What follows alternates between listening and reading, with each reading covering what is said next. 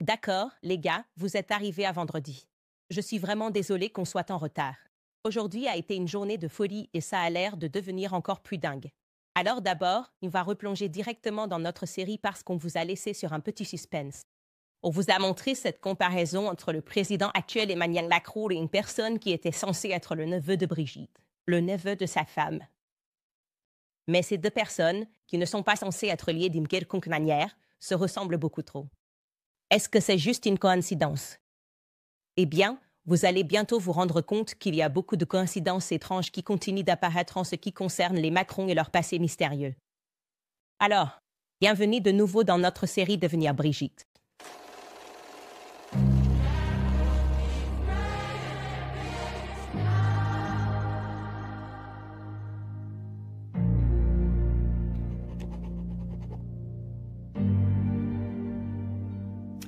D'accord, pour faire un bref récapitulatif. Dans le dernier épisode, on a appris que les camarades de classe d'Emmanuel Macron le décrivaient comme un peu mystérieux. Personne ne savait ce qu'il faisait en dehors de l'école. Il restait dans son coin. Il ne faisait partie d'aucun groupe. Personne ne savait rien de ses parents ni de ce qu'il faisait dans la vie. D'accord. On a aussi appris qu'Emmanuel Macron, en tant que président, semblait connaître très peu de choses sur sa propre famille proche. On a un peu raconté quelques histoires pour vous. Non. Il a aussi inclus quelques lignes sur sa famille, juste quelques lignes dans son autobiographie, alors qu'il a beaucoup plus à dire sur la famille de Brigitte. Sa famille semble tout aussi distante de lui qu'il ne l'est d'eux, refusant de parler de lui jamais. Et son frère biologique a dit à un collègue de travail qu'Emmanuel était son premier cousin. Et c'était avant qu'il ne devienne président. Alors, ils étaient tous en train d'écrire quand quelqu'un a dit « Oh, tu sais ». Non, ce gars qui est comme un des ministres, il dit « Non, c'est mon cousin ». Puis il y a, bien sûr, la drôle de situation où on lui a demandé des nouvelles de sa sœur biologique qui vivait à proximité, une politicienne. Et quand le politicien a demandé des nouvelles d'elle, étrangement, Emmanuel n'a pas répondu, mais il a regardé Brigitte pour savoir quoi dire. C'est bizarre. D'accord. Maintenant, le seul membre de la famille qui semble avoir un peu de visibilité de la part d'Emmanuel Macron, la personne avec qui il semble à l'aise de parler publiquement et de montrer de l'affection, c'est sa grand-mère, d'accord. Sa grand-mère s'appelait Germaine Noguet, née Germaine Haribette, et il l'appelait affectueusement Manette, d'accord. Les voilà ensemble. En parlant de son enfance dans son livre Révolution, c'est la seule personne qu'il mentionne souvent. Il a écrit ceci, je cite, « J'ai donc passé mon enfance dans les livres, un peu en dehors du monde. C'était une nature morte. Je me souviens de ces matins tôt où j'allais dans sa chambre et elle me racontait des histoires de ses amitiés pendant la guerre. Enfant, je reprenais le fil de la discussion interrompue chaque jour et je voyageais à travers sa vie comme si je lisais un roman. Et l'odeur du café qu'elle préparait parfois au milieu de la nuit. Et ma porte de chambre entrebâillée dès 7 heures du matin, alors que je n'étais pas encore allée la voir. S'exclamant avec un faux air inquiet, « Tu es encore endormi ?» Tu sais, il y avait ce journaliste qui a même spéculé. Elle a évoqué la possibilité qu'il ait en quelque sorte été adopté par sa grand-mère, Manette.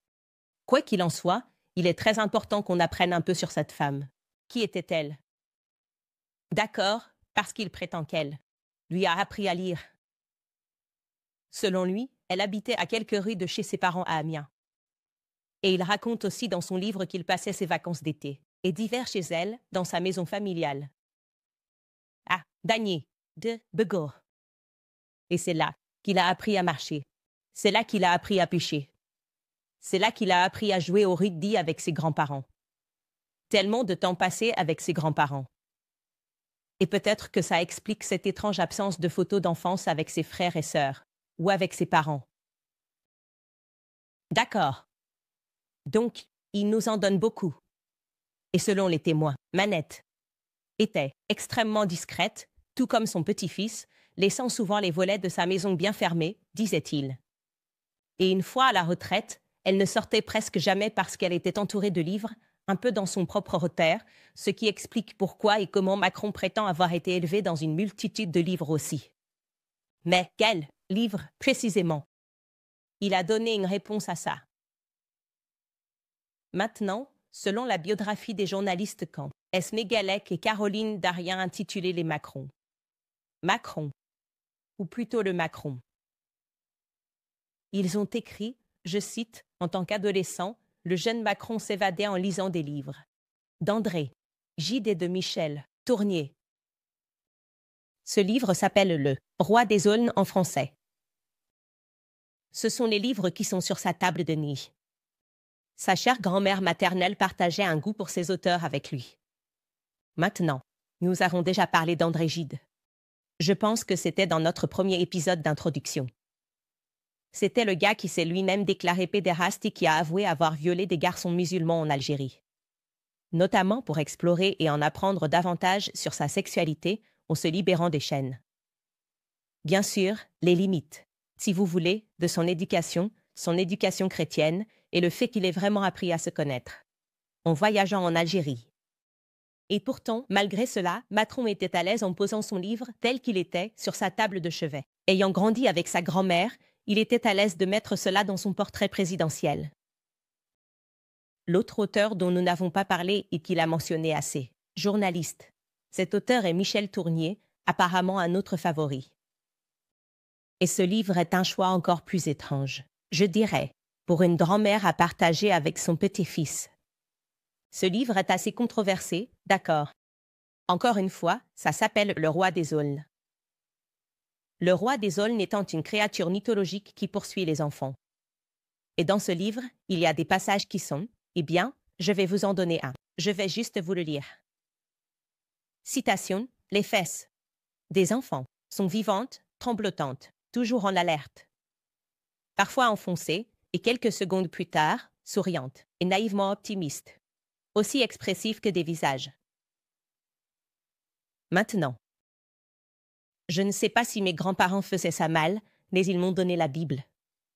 On a parlé de passages de la Bible. On ne nous donnait pas des livres. Qui parle des fesses des enfants? C'est juste complètement absurde. Dans ce livre, le protagoniste parle des enfants avancés. À leur âge, n'est-ce pas? Et voici une citation de ce livre, la catégorie d'enfants avec une maturité intellectuelle surprenante qui semblent avoir lu et compris tout depuis leur naissance, contredisant une immaturité physique, qui donne un air d'ingénuité à tout ce qu'ils disent. Vous savez, ça sonne un peu familier, non? C'est à peu près la même explication que celle sur laquelle la presse s'est mise à travailler concernant cette étrange histoire de Brigitte. Étant tombée amoureuse d'un garçon de 14 ans et ayant décidé de l'épouser, alors qu'elle avait 39, 40 ans, elle s'est engagée sur ce chemin vers le mariage. Ils ont dit, rappelez-vous, Macron. Malgré le fait qu'il était un petit garçon, il était juste tellement en avance intellectuellement. Rappelez-vous, c'était un virtuose, non. C'était Mozart. Vous ne comprenez pas, les gars. Il n'était pas comme les autres enfants, même s'il était si jeune. On ne veut pas que vous pensiez à ça. Ouais, on dirait que ce deuxième auteur donne cette explication, qui n'est pas vraiment une explication. C'est quelque chose qui n'aurait jamais dû être accepté. De toute façon, je devrais te dire que Manette est morte. 13 avril, et je suis désolée, mais j'ai oublié d'écrire la date ici. Je veux dire que c'était en 2021. On va corriger ça. Mais le fait est que c'est aussi le 13 avril, le jour où Brigitte Macron est née. C'est aussi le même jour où le programme Nuc Ultra de la CIA est né. Et si vous avez suivi ma nouvelle série, je suis presque obsédée par l'idée d'apprendre tout ce que je peux sur le programme Nuc Ultra. Et ce n'est pas une discussion qui devrait se limiter à l'Amérique. Tu sais, apprendre sur les programmes de nos États profonds, ces programmes très réels qui ont existé et dont on ne parle pas à l'école, c'est un processus terrifiant. C'est l'une des raisons pour lesquelles je fais régulièrement la promotion de ce livre, Chaos, parce qu'il m'a plongé dans une nouvelle réalité en me faisant comprendre à quel point notre gouvernement est maléfique.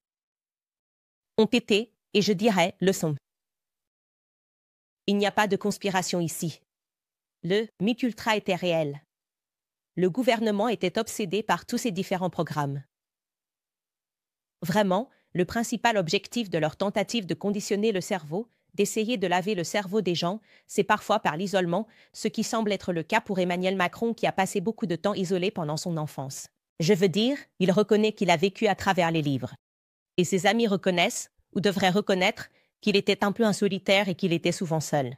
Donc, ils expérimentaient psychologiquement par l'isolement, par des drogues, tu sais, le LSD, en droguant des gens pour voir s'ils pouvaient les amener à commettre des crimes ou d'autres actes. Involontairement. En gros, essayer d'établir un candidat manchurien, quelqu'un qui réagit à des signaux, qui fait ce qu'on veut qu'il fasse, sans poser de questions. Se demandant s'il pouvait contrôler et en utilisant ça, d'ailleurs, comme une sorte d'arme. Comme je l'ai dit, il est vraiment important que les gens se renseignent sur ce programme MKUltra et les différents noms qu'il a pu avoir. Ça a commencé avant qu'on l'appelle le programme MKUltra et ça a continué encore après.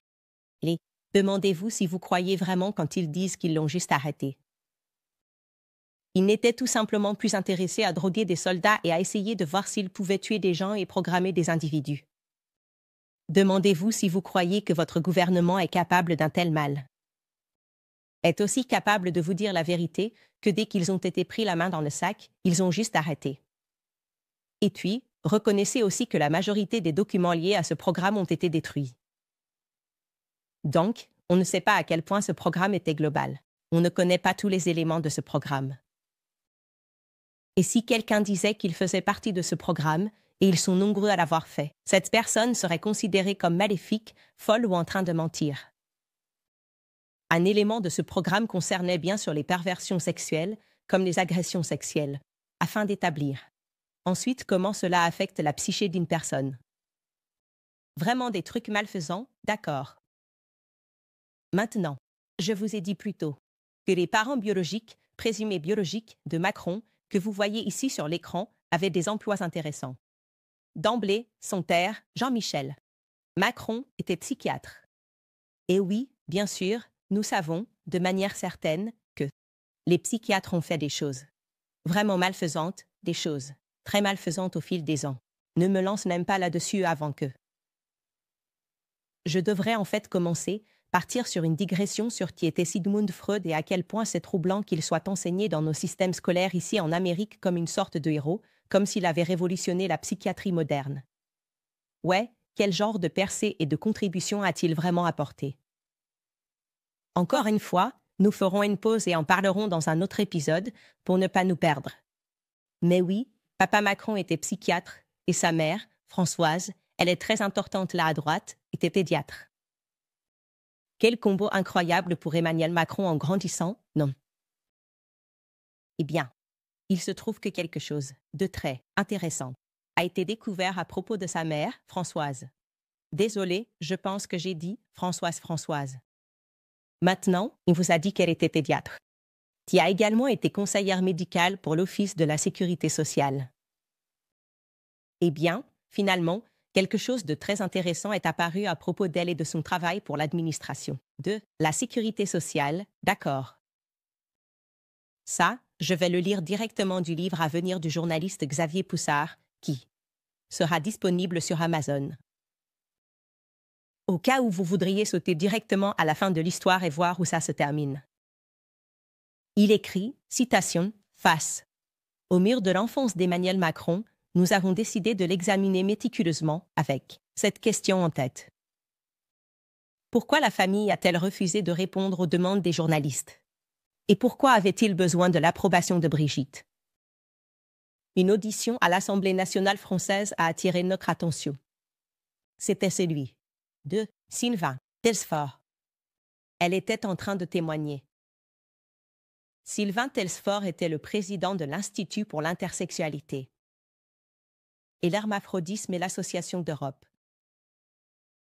Alors, elle est née à Beauvais en 1956 sous le nom de Sylvain Tesfort, puis a changé de nom en Sylvain par un jugement du tribunal à Paris le 15 mai 2007. Donc, en fait, Sylvain est né homme. Et il a révéré par la même occasion à l'Assemblée nationale française qu'il avait reçu un soutien administratif dans sa transition de genre. Par un médecin senior à la Caisse primaire d'assurance maladie, le docteur, oui, vous l'avez deviné, Françoise Macron. Également connue comme la mère d'Emmanuel Macron. Donc, une personne qui avait fait sa transition témoigne soudainement et dit, en fait, ouais, la personne qui m'a aidé à faire ça, c'était le docteur Noguet, Françoise Macron. m'a en fait aidé avec cette transition. Donc, on sait que ça a eu lieu, qu'elle était impliquée dans le soutien aux transitions de genre. La question restait alors de savoir si c'était juste un cas unique ou si la mère de Macron avait été impliquée dans ce type de travail en aidant des personnes transgenres de manière plus étendue. Et la réponse est venue l'année dernière quand une personne intersexuée, qui s'appelait Alexandra, a décrit comment elle avait bénéficié de citation, des dérogations accordées par le conseiller national de référence, le docteur Françoise Macron-Noguet, qui, il faut le dire, est la mère de l'actuel président. Elle a fait un travail énorme. À la suite de toutes sortes de générations de personnes comme moi, on accorde des subventions pour qu'on puisse avoir accès aux meilleurs spécialistes, pour qu'on puisse prendre notre temps et pour qu'au quotidien, on ne soit pas à la marge. Si des gens étaient rejetés par leur famille, elle leur trouvait une petite chambre et ils recevaient une pension d'invalidité pendant la durée du séjour. En gros, c'était très bien organisé. Je ne comprends pas pourquoi les gens méprisent ces protocoles. De citation. Dans la deuxième interview, elle a expliqué que Françoise Noguet s'occupait d'une pathologie particulière connue sous le nom de pseudo-hermaphrodisme congénital primaire. Mais, vous savez, les gars, je suis sûre que tout ça n'est qu'une coïncidence. Tout ça. Je veux dire, quiconque ne comprend pas comment ces choses continuent de se produire dans leur monde est juste un théoricien du complot fou. Non. Juste un théoricien du complot fou. Je veux dire, ouais, d'accord, je comprends. On a quelques questions sur le genre de sa femme. Pourquoi son passé ne semble pas s'assembler? On a quelques questions, c'est sûr, ouais, sur son passé. Son père est psychiatre. Sa mère fait un travail spécialisé, aidant les gens dans leur transition. Ils ont gardé ça secret quand ils se sont mariés. Et bien sûr, quand ils sont devenus le président et la première dame, ils avaient juste tout ça. Soit des choses de type transgenre, soit des trucs pédophiles qui continuent d'apparaître. Mais je suis sûre que tout ça n'est qu'une coïncidence, les gars. Les livres, tout ça, n'est qu'une grande coïncidence. Faisons une pause là, parce qu'il va y avoir quelques autres coïncidences qui vont se produire. Donc, je peux le passer à l'un de nos sponsors, qui est Goldco. Parce que le président Trump est de retour au pouvoir et ça pourrait être génial pour l'or et l'argent. Sous le premier mandat de Trump, le prix de l'or a grimpé de 53% et le prix de l'argent a bondi de 51%. 1%. Que pourrait-il se passer au cours des 4 prochaines années? Et l'or va-t-il continuer à battre des records en 2025 et au-delà? On va le découvrir. L'or et l'argent ont été utilisés comme réserve de valeur pendant des siècles. Le gouvernement ne peut pas facilement les manipuler et ils sont connus comme des protections contre le risque de marché et l'inflation. C'est pourquoi j'ai personnellement acheté de l'or et de l'argent pour mes super partenaires chez Goldco. Société d'or. C'est une entreprise de métaux précieux très bien notée. Ils ont soutenu cette émission depuis le début et ils ont aidé des Américains travailleurs à acheter plus de 3 milliards de dollars en or et en argent. Ils savent ce qu'ils font. En ce moment, vous pouvez obtenir un exemplaire gratuit de leur kit d'or et d'argent 2025. En plus de ça, vous pourriez également être éligible à jusqu'à 15 000 dollars en argent bonus, peut-être même plus. Donc, pour en savoir plus, allez sur Candace. Encore une fois, c'est Candace. Il y a aussi le réseau fiscal. Je veux vous parler d'eux parce que l'IRS est la plus grande agence de recouvrement au monde et ils intensifient l'application des lois pour 2025. Donc, si vous devez des impôts en retard ou si vous avez des déclarations non déposées, ne attendez pas que l'IRS vienne vous chercher. Les éviter simplement, c'est clairement la pire chose que vous puissiez faire. Anticipez ça, c'est la bonne stratégie, mais ne les contactez pas ça non plus. Je passe la parole à l'équipe de Tax Network USA. Pourquoi? Parce que toutes les entreprises de résolution fiscale ne se valent pas. Tax Network USA a une ligne directe privilégiée avec l'IRS. Cela signifie qu'ils savent avec quels agents traiter et lesquels éviter. Tax Network USA approuvé. Des stratégies conçues pour régler vos problèmes fiscaux en votre faveur. Que vous deviez 10 000 dollars ou 10 millions, leurs avocats et négociateurs ont résolu plus d'1 milliard de dollars de dettes fiscales. Alors parlez avec l'un de leurs stratèges, parce que c'est gratuit. Arrêtez les lettres de menace. Arrêtez de regarder par-dessus votre épaule. Laissez vos soucis. Avec l'IRS derrière vous une bonne fois pour toutes. En appelant le 1 800 958 000 ou vous pouvez visiter tnisa.com. Coupe Candace. Encore une fois, c'est tnisa.com/Candace. D'accord, revenons à l'histoire de Brigitte, parce qu'il semble qu'il y ait beaucoup de coïncidences ici. Donc, on avait déjà mentionné une journaliste du nom de Sylvie Bamel, n'est-ce pas? C'est cette journaliste de gauche qui a des articles dans Vanity Fair. Comme je l'ai dit, ces trucs ne venaient pas de théoriciens du complot. C'est un tel mensonge qui est raconté aux mains d'anglophones. C'est elle qui a consacré le plus de temps à essayer de plonger dans le passé de Brigitte pour en apprendre davantage sur son histoire. Elle se heurtait sans cesse à un mur. Et encore une fois, pour vous le rappeler, ces journalistes étaient comme, ouah, une femme puissante, prenant les commandes de l'Élysée. Je veux juste en apprendre davantage sur elle pour pouvoir la promouvoir dans le monde. Vous savez, qui n'aime pas un personnage fort, surtout si vous êtes féministe, comme ces écrivains l'étaient. Elle commence donc à travailler sur cette deuxième biographie de Brigitte, intitulée « Il venait juste de tourner ». 17. En fait, c'est un titre drôle. C'est un titre faux. Et Sylvie Bamel conteste en fait cela dans ce même livre. Elle arrive à une réponse différente dans son dernier chapitre. Elle écrit qu'Emmanuel Macron venait en fait juste d'avoir 15 ans. Elle a probablement choisi un autre titre parce qu'ils auraient paniqué au palais de l'Élysée si elle était venue avec. Il vient juste d'avoir 15 ans, non. Ils auraient probablement été en train de faire des choses terrifiantes. Peut-être qu'il l'aurait juste convoqué au bureau pour en parler. Eh bien, tout au long de cette deuxième enquête, qui a mené à la publication de ce livre, elle a passé en revue toutes ces interviews publiques données par Brigitte et elle est tombée sans cesse sur ces petites erreurs que Brigitte faisait sur son âge pendant certains événements. Et donc, il y a cette craie. Un juge célèbre, en Amérique connu, sous le nom de Judge, et le juge Judge dit quelque chose. Elle répète que si tu mens, il faut avoir une bonne mémoire, non. Si tu ne mens pas, tu n'as pas besoin d'avoir une bonne mémoire parce que c'est juste vrai. Donc, tu n'as pas à te dire « Oh, qu'est-ce que j'ai dit à cette personne? Qu'est-ce que j'ai dit ?» et faire toutes ces petites erreurs. Donc, une erreur que Brigitte a faite dans cette longue interview biographique qu'elle a donnée au magazine, elle concernait sa sœur aînée, sa défunte sœur, Marie Vaughan, qui était décédée dans un accident de voiture. Mais maintenant, quand Brigitte a donné cette interview, elle a dit que c'était, vous savez, une sorte de chose traumatisante qui était gravée dans son esprit, qu'elle avait 8 ans au moment de la mort de sa sœur et qu'elle portait sa sœur avec elle chaque jour de sa vie. Elle a également déclaré que sa nièce était décédée un an plus tard, à l'âge de 6 ans. Donc, Xavier Poussard était très troublé par ça. Tout d'abord, tout de suite, Sylvie Baumel. Elle a pu déterminer qu'en fait, non, elle n'avait pas 6 ans quand sa sœur est morte. Elle avait 8 ans.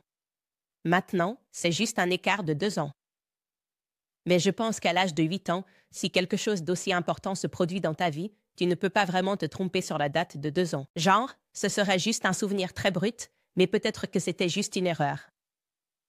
Mais concernant cette deuxième personne qu'elle dit être décédée, la nièce qui aurait soi-disant péri un an plus tard, donc ce serait de grandes pertes consécutives dans la famille, il se disait juste « je ne vois ça nulle part ». Et il trouvait ça étrange parce qu'il y avait tant d'écrits sur les nièces de Brigitte, et pourtant, il n'y avait aucune mention de celle qui était décédée nulle part. Donc, il s'est tout de suite mis au travail pour faire des recherches. Et enfin, il a pu confirmer, en visitant une parcelle familiale que Brigitte avait, mais que la famille de Brigitte avait, qu'il y avait une nièce nommée Sylvie, qui était décédée suite à une opération. 1996. Ok, super. Mais ça faisait presque 6 ans après la mort de sa sœur, Marie Vaughan. Pas 1 an, mais 6. Alors, ça, c'est une énorme différence. Alors, qu'est-ce qui se passait? De toute façon, le principal objectif de Sylvie Baumel dans ce deuxième livre était vraiment d'en apprendre davantage sur le premier mari de Brigitte, André-Louise Rosier, c'est ça. C'est le banquier qu'elle avait épousé quand elle avait 21 ans. Le gars qui avait sa femme. Plutôt dramatiquement volé par un adolescent, un virtuose, un type à la Mozart. Je veux dire, ça doit faire mal. Et personne ne pouvait le joindre. Souviens-toi, on a parlé de Virginie Linard, cette réalisatrice de documentaires, qui a dit à peu près la même chose. C'était comme un trou noir. Elle l'a qualifié du meilleur secret bien gardé de l'Élysée. Personne ne pouvait passer. Il y avait aussi un magazine, le magazine Capital, qui a résumé tout ça en 2017. Avec cette impression générale. En se référant à André-Louise, le premier mari, comme, je cite, un vrai Fantôme. Pas une seule photo de lui sur le web, pas une seule image dans les catalogues de l'agence TIC Presse. Les biographies mentionnent à peine sa carrière de banquier. Qu'est-il arrivé à l'ex-mari de Brigitte Macron? Alors, ayant renouvelé son enquête à nouveau, Sylvie Baumel a également remarqué combien il était étrange que cet homme qui avait travaillé à deux grandes banques, dont le Crédit du Nord, semblait avoir quitté l'industrie, sans laisser de traces. Elle a écrit dans son livre que c'était, je cite, comme un épisode de Black Mirror où les bureaux du président ont trouvé un moyen de pénétrer les cerveaux de ses anciens connaissances et d'effacer tout. Avant la sortie de son livre, Sylvie a décidé de publier quelques extraits dans un magazine appelé L.A. Pointe. Et puis soudain, au fin, dans ce magazine, elle a écrit, en avril 2019, avant la publication de son livre, qu'une photo de mariage, un photographe de mariage, est apparu du premier mariage de Brigitte. Donc, ils sont maintenant au pouvoir. Et ça fait maintenant 2 ans qu'ils sont au pouvoir. C'est parti. Tada. En fait, on pourrait dire 1 an et 3 mois. Tada. Pomo. Voici une photo du premier mariage de Brigitte. Prétendument. Voilà, voici la photo. Vois, regarde, juste cette photo. On nous dit que c'est André Louis et que c'est Brigitte Crogno. Alors, je dois vous dire que je ne suis pas un logiciel de reconnaissance faciale, mais cette femme, on peut continuer un peu, les gars, ne me semble pas être l'actuelle Première dame, Brigitte Macron. D'accord. Je sais que les visages changent, mais ça ne me semble pas être l'actuelle première dame, Brigitte Macron. D'accord. Regardez juste sa côte à côte. Peu après, une carrière commence. Et peut-être que je pourrais dire que ces personnes sont liées, mais en vérifiant, je dirais que non. Qu'est-ce qui est arrivé à tes dents? Est-ce que tu as commencé à fumer du crack? Je ne sais pas, ce n'est pas qui est cette personne sur cette photo. D'accord. Mais on ne peut pas juste faire des suppositions en regardant les gens et en décidant ce qui est vrai et ce qui est faux. Et au fait, ils ont pu trouver, Sylvie Baumel a réussi à dénicher un acte de mariage qui certifie qu'elle le ticket. Quelqu'un. Nommée Brigitte Crogno, elle a définitivement épousé quelqu'un du nom d'André Louis Osière, le 22 juin 1974. Donc ça se vérifie. Et ce n'est pas tout. Le témoin au mariage était son frère, Jean-Michel Trogno. Et ça, c'était une énorme avancée parce que ça nous dit que Brigitte était extrêmement proche de son frère. Si tu as fait de lui le témoin de ton frère, le témoin de ton mariage, tu supposerais que ça veut dire que vous étiez super proches. Mais le public commençait à peine à apprendre qui était Jean-Michel. Alors ils se disent, eh bien, c'est bizarre. Pourquoi l'as-tu fondamentalement effacé de ta vie? C'est la pire querelle familiale de tous les temps. Une fois que tu es devenue la première dame. Ouais, ça semble un peu étrange. Alors, voici quelques faits étranges que je vais partager avec vous. Dans notre lettre légale, nous avons spécifiquement demandé à Brigitte Macron, bien avant la publication d'aujourd'hui, de nous confirmer par écrit que elle, l'actuelle première dame de France, étant faites la femme qui est sur cette photo. Et elle a refusé de répondre à notre question. D'accord. Le voilà, on a cette lettre. Elle a spécifiquement refusé de répondre à la question de savoir si c'était bien elle. Tu vois le numéro 8. Est-ce que Brigitte Macron est la même personne sur la photo de mariage Osier? Pas de réponse. Et ce qui est encore plus intéressant, c'est que ce n'est pas la première fois qu'elle refuse de répondre à cette question basique. Elle a aussi refusé de donner une réponse basique à cette question dans une affaire judiciaire, une affaire de diffamation contre la journaliste Natacha Ray. Vous en avez entendu parler. Elle a gagné dans l'affaire de diffamation. Eh bien, maintenant, je vais te raconter les détails de la façon dont Natacha Ray a perdu son affaire de diffamation. Pas par rapport à sa revendication. Que Brigitte Macron était un homme a vécu en tant qu'homme avant de faire la transition, si tu veux, vers Brigitte Macron, mais plutôt en se trompant sur des détails, d'accord. En spéculant.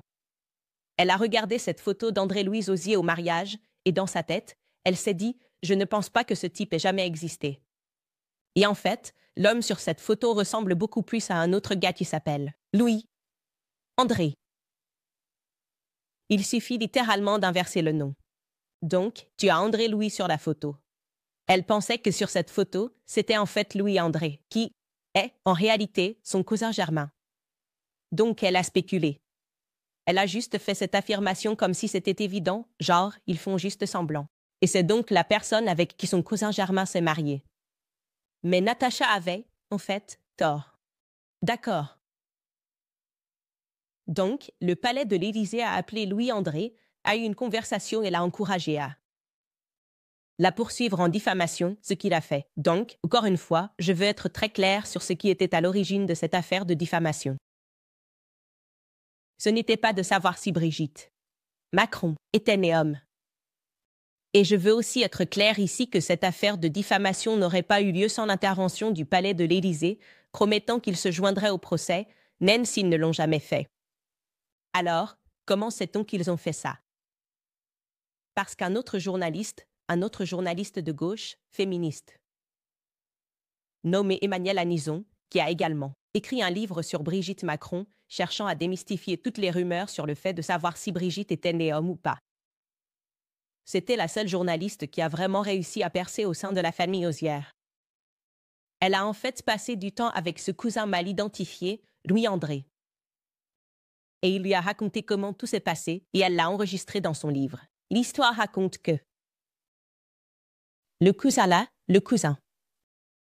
John Louis avait une femme nommée Catherine Adois et était convaincu de sa théorie selon laquelle il était en fait l'homme, sur la photo.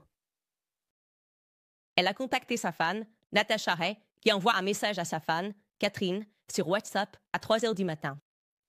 Elle est, en quelque sorte, sur la piste de l'histoire. Elle sait qu'il y a quelque chose de bizarre et elle suit son instinct plutôt que les faits. Elle écrit à cette femme « Je sais tout, absolument tout, pour toi, pour John Louis, pour Jean-Michel ». Et je suppose que pour elle, c'était une sorte de stratégie journalistique de ne pas vraiment tout savoir, de sentir qu'il y avait quelque chose qui clochait, mais d'espérer qu'en faisant semblant de tout savoir, la personne pourrait se montrer plus ouverte. Mais Catherine ne s'est pas montrée très ouverte. Elle l'a tout de suite montré à son mari en disant « Qu'est-ce qui se passe ?» Et donc, son mari a contacté Laurence Hozier. Je vous rappelle que c'est la fille présumée aînée de Brigitte, qui est aussi son cardiologue. Et Laurence dit « Il faut que tu appelles Brigitte. Il faut que tu appelles maman, parce qu'elle pense aussi à déposer une plainte. » C'est du harcèlement. Donc, il le fait. Le cousin appelle Brigitte. Et voici ce qu'il dit au journaliste qui s'est passé ensuite dans ses propres mots. Citation. Brigitte me dit qu'elle est désolée et que c'est entièrement de sa faute, qu'on doit porter plainte, et qu'elle est d'accord pour déposer une action conjointe. J'entends la voix d'Emmanuel Macron en arrière-plan, lui demandant de se dépêcher parce qu'ils doivent partir avant de raccrocher. Elle promet de m'envoyer une copie de son livret de famille, ce qu'elle n'a pas fait. Je lui ai aussi demandé de certifier par écrit ce qu'elle a fait, pardon. Je lui ai aussi demandé de certifier par écrit que c'était bien elle sur la photo de mariage de 1974 avec André. Ce qu'elle n'a pas fait. Je ne lui ai pas parlé directement du sujet après ça. Donc encore une fois, il dit, elle est comme, ouais, pas de dossier, dépose le dossier. Je vais déposer avec toi. C'est ça. Et il dit, envoie-le-moi par écrit. Car c'est une preuve. Faites en sorte que ces gens aient des ennuis. Dis juste, tu certifies que c'est bien toi sur la photo de mariage. Et Brigitte, à l'Élysée, dit non. Ou devient froide. Ensuite, il tient sa part du marché. Il dépose une plainte contre Natacha Ray. Il envoie des documents aux avocats de Brigitte. Brigitte le rappelle ensuite et dit « Tu sais quoi ? En fait, le palais recommande qu'on dépose nos actions séparément. » Voici ce que Jean-Louis dit qu'il se passe ensuite. Elle m'a dit que l'Élysée préférait lancer 2 actions séparées. Elle me tournait le dos, ça voulait clairement dire. Ça voulait clairement dire, si tu veux continuer, tu es seul, prends ton propre avocat. Nous avions déjà déposé une plainte. Il n'y avait pas de retour en arrière. Donc, on a continué tout seul. Depuis, quand j'essaie de rappeler Brigitte, je n'arrive pas à la joindre, mais seulement sa secrétaire, qui est devenue injoignable. Donc, pour faire court, la première dame l'a bien eu. Non. Elle les a tous excités. Et a dit, déposez, il va déposer. Avec vous, blablabla. Il dit, d'accord, tu peux certifier ça. Et non. Ils ont été manipulés et ensuite trahis par le couple présidentiel. Et le journaliste raconte qu'on peut clairement voir qu'il est un peu vexé, que Lauzier s'est senti un peu piqué par ça. Très étrange, encore une fois, c'est une chose si facile à certifier. Mais ce qu'elle voulait vraiment, Brigitte, c'était qu'il passe par la diffamation, qu'il gagne la diffamation, parce qu'en fait, il n'était pas l'homme sur cette photo de mariage. Et ensuite, pour elle et son mari de pouvoir. Pour faire de la pub pour les journaux. On a gagné. Un procès en diffamation contre le journaliste fou qui a dit que Brigitte était née homme. Oh, eh bien, Brigitte vient de gagner un procès en diffamation. On n'arrête pas d'entendre ça. Elle a gagné. Elle a gagné des procès en diffamation à ce sujet. C'est comme ça qu'ils s'y prennent encore, à s'attaquer aux détails, mais pas à la substance de ce que les gens enquêtent. Maintenant, il faut comprendre qu'à ce stade, en France, Internet était en feu avec des théories du complot. Je veux dire, tout d'abord, mais où diable est le premier mari? Où est André, Louis? Eh bien, comme le destin l'aurait voulu, peu après que Sylvie Bamel publie son livre. Enquête sur la question. Lévis, octobre 2020, tout à coup, Tiffan. La deuxième fille annonce dans un magazine hebdomadaire que son père est en fait déjà décédé. Il y a un an, en fait. En 2019, les gens commencent à fouiner. Et maintenant, elle dit en fait, il est mort. Il est mort il y a un an. Voici la citation qui a été publiée dans Paris Match. En annonçant cela, Tiffan a dit « Mon père est mort. Je l'ai enterré le 24 décembre 2019. 24 décembre 2019, dans la plus stricte intimité. » Comme c'est pratique. Comme c'est pratique, non. Ça, genre, je sais pas. Le premier mari de la première dame que tout le monde commence à examiner. Il s'effondre, juste au moment où les gens réalisent qu'il se passe quelque chose ici. Je dirais que c'est remarquablement pratique pour la famille Macron. Aussi, au fait, c'est un peu bizarre, mais Tiffan a annoncé la mort de son père dans ce magazine Paris Match, qu'on sait être contrôlé dans une certaine mesure par Mini Marchand. C'est l'un des endroits où elle fait publier des photos et des histoires particulières. Eh bien, ce qui est encore plus étrange, c'est que Tiffan a donné de faux détails sur la mort de son père. Ouais, c'est vraiment bizarre, non. Dean, il n'a pas du tout été enterré. Il a été crématisé, et sa date de crémation n'était pas le 24, comme elle l'a dit, mais 4 jours plus tard, le 28 décembre. Comme c'est étrange. Peut-être que le journaliste a juste fait une erreur. Une autre coïncidence bizarre, dans cette saga sans fin. Alors, comment savons-nous les vraies dates? Eh bien, revenons à ce premier cousin. Souvenez-vous de ce premier cousin, pas très content de cette famille. D'accord. André Lewis avait l'impression d'avoir été floué par le couple présidentiel, en déposant cette plainte. Et donc, il s'est confié au journaliste, Emmanuel, de son propre chef, au sujet du service funéraire. Alors apparemment, l'histoire dit qu'il avait reçu un appel des sœurs d'André. Encore une fois, c'est son premier cousin qui l'informe du décès et qu'il y allait avoir des funérailles rapides.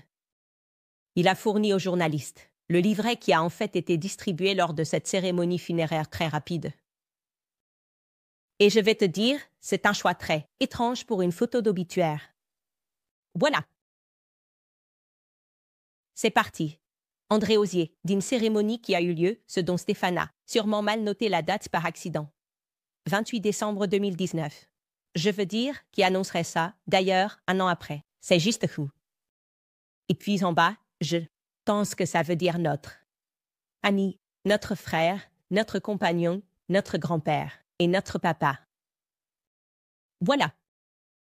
Maintenant, même pour un journaliste d'extrême gauche, qui n'est pas en plein aux théories du complot, même pour Emmanuel Anizan, ça lui a semblé être un choix très étrange, pour une photo ou une annonce de décès.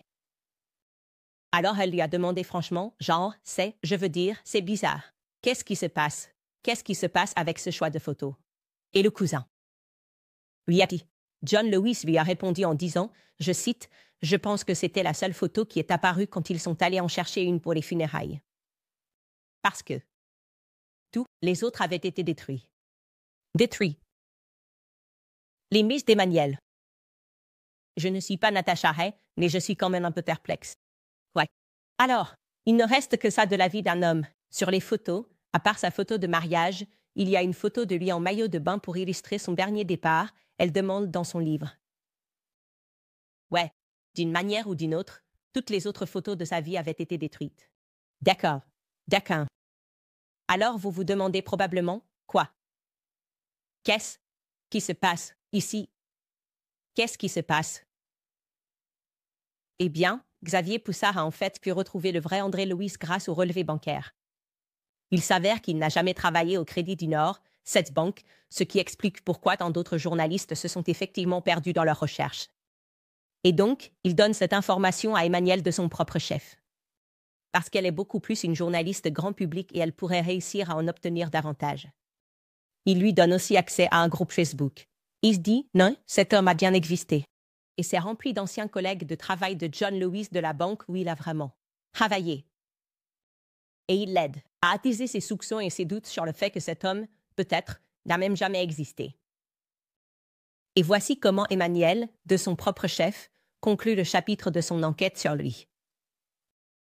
Et c'est encore une fois à propos du mari, le premier mari de Brigitte, André-Louis Osier. Elle a écrit, je cite, « Ses sœurs ne voulaient pas me parler, ni ses enfants. Alors j'ai appelé quelques anciens collègues via des groupes Facebook de banquiers. Ils parlent tous avec enthousiasme de Dédé, gentil, charmant, poli, qui parlait beaucoup de ses enfants, qu'il adorait. Dédé, qui fumait trop, qu'il trouvait seul, dévasté. L'un d'eux m'a envoyé une collection professionnelle de portraits du milieu des années 2000, où André pose sérieusement en costume et cravate parmi ses collègues. À l'agence de la Banque d'Amiens. Le mari de 1974 est clairement reconnaissable, même s'il a commencé à perdre ses cheveux. Ses collègues sont restés en contact les uns avec les autres après leur retraite, mais pas lui, qui a coupé tous les liens avec eux aussi. André Osier a disparu des radars. Pour ma part, j'ai essayé de contacter des membres de la famille Osier, mais personne ne voulait répondre. Suzanne Spray. John Louise, la première fan d'Osier, a même raccroché rapidement au nez quand je lui ai dit que j'étais intéressée par Brigitte Macron.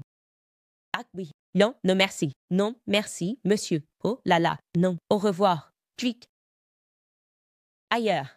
John Lewis, qui a assisté aux funérailles, lui dit que cela a eu lieu, je cite, juste 4 jours après le décès. Aucune information ne l'avait filtré dans les journaux. Le palais de l'Élysée voulait que ça se fasse rapidement. Et il semble qu'Emmanuel Macron ait été personnellement impliqué pour s'assurer que ça se fasse. Les funérailles ont été organisées en cachette et à la va-vite. Tôt le matin, à 8h30, avant l'heure d'ouverture pour éviter les journalistes. Le livret avec la photo a été placé sur les chaises. Une douzaine de personnes étaient présentes, assises en plans séparés. D'un côté, les sœurs d'André. De l'autre côté, les 3 enfants de Brigitte, Taffon, Laurence et Sébastien. Brigitte M. Sécron n'était pas présente. La compagne d'André, je suppose que ça veut dire comme un partenaire, peut-être quelqu'un avec qui il était en couple, mais jamais marié. Inconnu de tous, il était aussi là, à une certaine distance. Tôt, a soupiré. Après 20 minutes, la cérémonie était terminée et tout le monde est sorti immédiatement. Après, je suis allée prendre un café et un croissant avec les enfants Osier et les sœurs d'André. Des membres du personnel de sécurité étaient en garde à l'extérieur. On a fini par les laisser entrer parce qu'il faisait vraiment trop froid. L'atmosphère était lourde et tout le monde est parti rapidement après. D'accord. Un enterrement plutôt rapide. Pourquoi le palais de l'Élysée est-il impliqué? Dites-moi, les gars, c'est pas un peu bizarre que Brigitte ne se soit pas déplacée, par respect minimum, pour assister aux funérailles d'un homme avec qui elle a été mariée pendant 32 ans. Donc le palais de l'Élysée s'est impliqué pour que ça reste discret, mais ils n'ont pas assisté aux funérailles. C'est même pas, disons, non. Le père de tes enfants. Aussi, et c'est incroyable, selon le premier cousin, John Lewis. Lors des funérailles, il a parlé à la compagne d'André, qui lui a dit qu'elle avait trouvé des billets pour l'Afrique. Dans la poche de la veste d'André, on puise d'une grosse somme d'argent. Il a dit, je cite, qu'il avait vidé ses comptes, organisé son départ en cachette. Il rêvait tellement de retourner en Afrique. D'accord. Bon, les gars, qu'est-ce qu'on doit en penser? D'accord. C'est vraiment bizarre qu'un amant, un compagnon, un partenaire, peu importe comment on veut l'appeler, dise ça. Que s'est-il vraiment passé avec André Lewis, qui a été incinéré très rapidement, même si sa fille dit qu'il a été enterré? Qui a dit par accident qu'il a été enterré? Parfois, on confond tout ça. Qu'est-il réellement arrivé à André Lewis? Qu'est-ce qui l'a poussé à devenir un reclus du jour au lendemain, à ne plus fréquenter ses anciens amis de la banque des années 70? Comment toutes ces photos de lui ont-elles soudainement été détruites? Il ne lui reste qu'une seule photo de lui. Il a 2 photos. Voici moi au mariage. Et voici moi. Sur une plage, en maillot de bain. Et ce sont les seules photos disponibles de ma vie. Ça ne ressemble pas à une destruction systématique, ça. Je ne peux pas imaginer une situation où ça pourrait arriver, que toutes les photos disparaissent comme ça. C'est comme si tu gardais chaque photo de toi et de ton enfance dans une seule maison. Est-ce qu'il est vraiment mort? Est-ce qu'il a échappé avec l'aide du palais de l'Élysée? A-t-il essayé de s'échapper? Mais le palais de l'Élysée est intervenu. L'imagination peut vraiment s'emballer en ce moment, n'est-ce pas? Mais on ne peut rien confirmer, évidemment. Ce que je peux te dire, c'est que, étrangement, une autre journaliste nommée Sophie Descartes a rapporté, dans un numéro de 2022 de Paris Match qui a été publié, qu'André Lewis a terminé ses jours dans une clinique psychiatrique, sous surveillance. À sa porte, surveillé par Alexandre Benalla. C'est une figure très controversée. Léel.A.A. Le chef de la sécurité, notoire et controversé, qui a fini dans un énorme scandale connu sous le nom de scandale Benalla. D'accord. Pourquoi cette journaliste dirait-elle ça? Je peux te dire que cette information a été immédiatement démentie le même jour sur Twitter par Cafon. Mais malgré le fait que la famille soit extrêmement procédurière, toujours à poursuivre les gens pour diffamation, les MC Krone n'ont jamais poursuivi cette journaliste qui a dit ça pour diffamation. C'est un endroit parfait pour faire une pause, parce que c'est beaucoup d'informations et plein de détails à assembler. Je vais te parler très rapidement du financement américain, parce que je sais qu'il y a beaucoup d'Américains qui prennent ça. Des soldes de cartes de crédit élevés qui facturent 20%, ou plus chaque mois. Il est temps de prendre le contrôle de vos dettes. Si tu es propriétaire et que tu attends de savoir comment mettre tes finances en ordre, tu dois appeler mes amis chez American Financing aujourd'hui.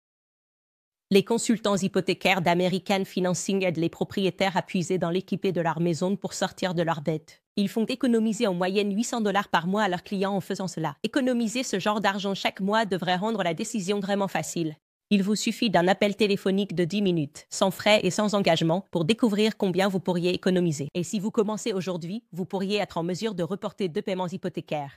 Alors, appelez American Financing aujourd'hui au 800-795 210. Encore une fois, c'est le 800-795 210. Ou vous pouvez visiter americanfinancing.net. Coupe Owens, c'est americanfinancing.net/Owens. D'accord, pour ceux d'entre vous qui pensaient que j'étais tombé dans un trou, ce n'est pas le cas. Nous avons été tellement débordés parce que nous travaillions sur le lancement de notre livre. Et je suis tellement ravie, surtout, si je pouvais vous parler du parcours de l'écriture de ce 2e livre.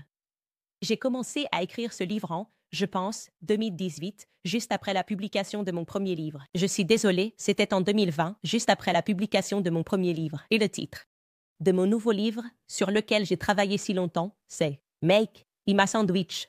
Oui, le voilà, les amis. Je suis tellement excitée. Il est disponible à l'achat, enfin, en précommande, sur makeimazandwich.com. Ou vous pouvez aller sur candiceowen.com et cliquer sur le lien qui se trouve dans la bannière. Je veux juste vous faire savoir ça. Si vous êtes abonné au club Candice Premium et au Book Club, vous allez recevoir un code de réduction spécial de 20%. Pour achat, et vous recevrez également un email avec un code de réduction de 25%. Pour Nimi Skincare, qui est l'un de nos sponsors ici. Les produits que j'utilise si vous achetez un exemplaire du livre et utilisez le code de réduction de 20%. Toute précommande régulière du livre bénéficiera également d'une réduction de 15%. Donc, si vous l'achetez pendant la prévente, ce sera moins cher que lorsque nous le sortirons vraiment. Et vous recevrez également un code de réduction de 15% sur Nimi Skincare dans l'écran ci. Donc, si vous voulez un exemplaire dédicacé de mon premier livre, je vais voir combien je peux en faire, peut-être battre un record. Vous pouvez le récupérer sur shopcandice.com. Ce serait un exemplaire dédicacé de notre premier livre. Donc, on retourne dans le monde des livres. Et le premier épisode du club de lecture, au fait, pour ceux d'entre vous, vous savez, on lit KO. Ce livre sera à 18h. Ce mardi, à l'Est. Alors, tellement de choses qui se passent. Ce livre fait lui un sandwich, un travail d'amour. C'était comme avoir, honnêtement, c'était comme un enfant livre, pour ainsi dire. Et c'était parce que je savais dès le début que le mouvement féministe moderne n'avait rien à voir avec le féminisme, rien à voir avec l'aide aux femmes ou l'écoute des femmes, mais plutôt avec le développement d'une tactique vraiment bon marché pour s'en prendre aux hommes. Et donc, évidemment, ce livre, on aborde le mouvement MeToo. J'avais déjà écrit il y a des années ce chapitre sur la marque de féminisme de Taylor Swift. Et je pense vraiment que c'est juste une histoire de Dieu. En ce moment, on dirait que les gens ont l'appétit d'écouter et de réfléchir à ce qu'est le féminisme moderne. Avec tout ce qui se passe avec Justin Baldoni, Blake Lively, son dragon et l'implication de Taylor Swift. C'est juste parfait. Parce que mon livre était détenu par 2 éditeurs, j'ai réussi à le sortir des mains du premier, puis du deuxième, et maintenant, il est juste à moi. Et donc, je suis reconnaissante pour le timing de Dieu là-dessus. Et honnêtement, je pense que si ça avait été publié plus tôt, peut-être que les gens à gauche qui regardent ce podcast n'auraient pas été aussi réceptifs. Mais il y avait quelque chose dans cette affaire Justin Baldoni où j'ai l'impression qu'on est prêt à discuter du féminisme toxique. Et donc, la couverture. C'est moi. Si vous vous demandez pourquoi je tiens ça et que vous n'êtes pas familier, c'est le panneau emblématique de Gloria Steinem. Elle l'a tenu à un « Nous surmonterons pour les femmes ». Alors je voulais être ça. Je pense que j'ai fait un très bon travail. On aurait dû le faire côte à côte. Je regarde, je pense que je ressemble plus à Gloria Steinem. Alors, Brigitte Macron ressemble à la photo de mariage. Donc, je pense que vous êtes d'accord avec ça, non? Ouais, c'est sûr, absolument. Donc, ouais, il est disponible en prévente. Vous pouvez aussi aller sur makeimazandwish.com. On a récupéré ce nom de domaine, plupcandice.com. Et je suis juste au-delà de l'excitation, de partager ce livre avec vous. On a tellement de choses qui se passent cette année et je suis juste tellement reconnaissante envers vous tous qui nous avez soutenus à travers tout ça. Et c'est la raison pour laquelle j'ai supprimé mon Instagram parce que je vais mettre en place un grand bannière à propos de mon livre, mais ensuite nous étions vraiment dans le pays de Macron, voulant nous assurer que nous vérifions tout ce que nous partagions dans l'émission aujourd'hui. Au fait, en ce qui concerne les informations que je vous donne, tout sera cité et référencé dans le prochain livre de Xavier Poussard que nous pourrons acheter, je pense, la semaine prochaine. C'est une créature méthodique. C'est ce que je peux vous dire. Sa méthode est incroyable. Il était obsédé par cette affaire. Il a consacré des années de sa vie et a renoncé à tellement de choses. Vraiment. Un journaliste qui est devenu démodé, un journaliste engagé pour la vérité par tous les moyens nécessaires et prêt à renoncer à beaucoup pour ça. Il a vraiment renoncé à tellement de choses. C'est un moment très excitant. Ouais, je vais jeter un œil à certaines de vos questions et j'espère que tout ce que je vous ai donné est clair. C'est pourquoi on a dû en faire une série, parce que tu peux seulement assimiler une certaine quantité d'infos à la fois. Tu vois ce que je veux dire? C'est juste fou. Tu sais, la mère est aussi impliquée dans des trucs de transgenre ici et ça. Et pour moi, c'est la manipulation du public. Vous savez, la façon dont ils nous manipulent et font comme s'il n'y avait rien. Oh, il est juste transparent. Emmanuel Macron et Brigitte sont transparents. Genre, t'es fou. T'es chou. C'est quoi, l'entité médiatique?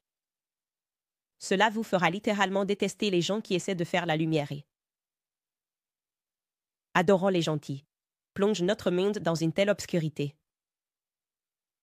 Quoi qu'il en soit, pour en venir à vos commentaires, écrit au Tom Coffey, c'est une coïncidence que chaque dirigeant mondial soit sans âme, et sans colonne vertébrale.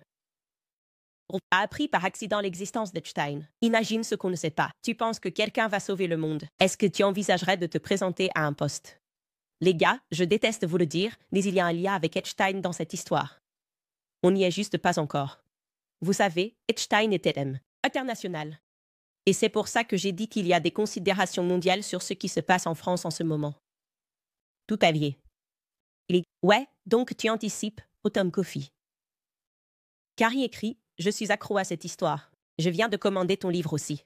Merci beaucoup. S'il vous plaît, engagez le compositeur de cette docu-série qui a été viré.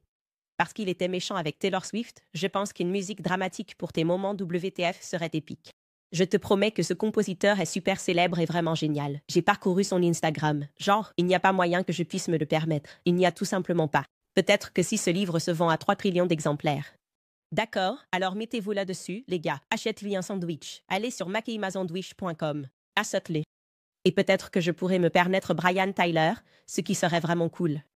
Aussi, je pense que ce serait cool si Justine Baldoni sortait ça. Son version du film qu'on n'a jamais pu voir et l'a appelée comme la version de Justine. C'était comme un petit clin d'œil mesquin à Taylor Swift, la version de Taylor, comme si elle possédait ses masters. Il possède juste ses masters, mais il ne ferait jamais ça parce qu'il est trop gentil. Donne-le-moi, Justine. Je vais le lâcher. Je ne suis pas si sympa. Pas quand je suis aussi enceinte. Collant, Björk écrit « J'ai commencé à te suivre il y a 6 ans, et je te suivrai partout où tu iras.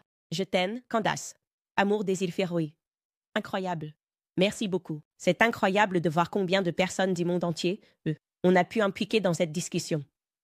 Je pense que c'est vraiment une bonne chose. Comme je l'ai dit, un vrai moment de vie. Merci, de Silva, qui écrit juste « Tu es un boss. » Merci beaucoup. Et puis, il écrit « Merci, Nito, obrigada. » Merci. 3 langues différentes, j'adore ça. Celui qui dit irrélevant écrit « Tu es pertinent. » Ne t'appelle pas irrélevant. Les guerriers de Dieu pour Candace. Rendre nos familles à nouveau en sécurité. Arcadia.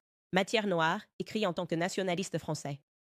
Une sorte de rendre la France grande à nouveau, garde la foi, Candace. Merci. Merci, les gars. Et moi, tu sais, je crois au nationalisme.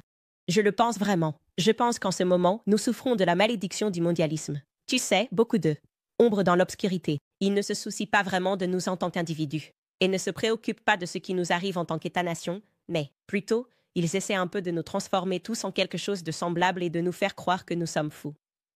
Je veux dire, en parlant de psychiatrie, ça a été une malédiction psychiatrique sur le monde. Dire régulièrement aux gens qu'ils sont des théoriciens du complot quand ils commencent à remarquer des schémas très distincts et qu'ils ont des questions raisonnables à ce sujet. Envoi de lettres légales. Aussi, toute cette époque d'abus juridiques, c'est tellement dépassé. Je te dis, c'est tellement dépassé, parce que c'est tout ce qu'ils savent, non.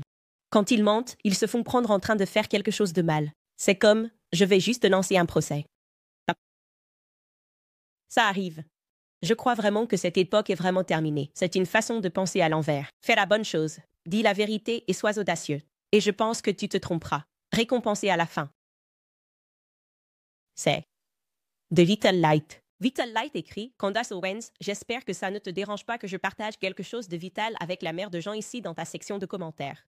Si tu veux vraiment comprendre ce qu'est la marque de la bête et ce que représente une bête dans la Bible, alors je te recommande vivement. De l'Amérique à Babylone en faisant la marque. C'est apparemment un documentaire. Je ne suis pas familier avec ça, mais je sais que j'ai tendance à éviter les gens qui sont vraiment dans le thème de Babylone. Je pense que c'est vraiment quelque chose. Évidemment, l'un des livres de notre liste est Hollywood, Babylone, Babylone Hollywood. Écrit par Kenneth Anger. Et ça vous parle vraiment des origines d'Hollywood et de sa noirceur. Et comment il voulait en gros créer un Babylone moderne. Donc, on va en parler. Et enfin, Trost Bittel décrit que beaucoup pensaient qu'il t'avait pris quelque chose pendant ta période d'épreuve. Ils manquent de créativité et vont maintenant grandir dans l'envie, réalisant que tu l'as vraiment. On les plaint, ils aiment. Tout ça pour toi. Continuez à nous tenir au courant. Merci beaucoup. Ouais, tu sais. L'année dernière a vraiment été pleine d'épreuves, beaucoup de difficultés. Mais je n'ai jamais, jamais, jamais douté, même pas une seconde, que je faisais la bonne chose. Parce que tu dois juste continuer à dire la vérité. Comme je l'ai dit, les anciens systèmes échouent, les diffamations, les calomnies, essayer de transformer quelqu'un en monstre, alors qu'il ne l'est pas. C'est juste le lever d'une nouvelle ère, et on a l'impression qu'on se regroupe tous. C'est vraiment une question de bonté qui lutte contre le mal. Et moi, à chaque fois, je vais parier sur la bonté parce que, eh bien, le Christ est roi, les amis. À toi. Faites-y-un-sandwich.com ou clubcandace.com. Précommandez le livre. Je suis tellement excitée. Partagez-le, s'il vous plaît, sur vos Instagram, vos Facebook et vos TikTok et parlez-en à tout le monde. C'est un super livre sur le féminisme moderne. Aussi, au fait, les gars, vous savez, pour les métis, je pense qu'avec la Saint-Valentin approche, tu dois lui offrir ce cadeau. Il faut lui offrir ce cadeau. Fais-lui un sandwich. Et si elle réagit bien, tu sais, c'est une perle. Tu dois épouser celle-là. Elle se dit, j'adore Candace Owens. Super, perle. Si elle dit, c'est quoi ça? Je suis une féministe moderne. Je ne sais pas. Je ne dis pas de la larguer. Je ne dis pas qu'elle n'est pas la bonne. Je dis juste que si elle aime le livre, elle pourrait être une perle. C'est tout. D'accord, les gars. On se voit lundi.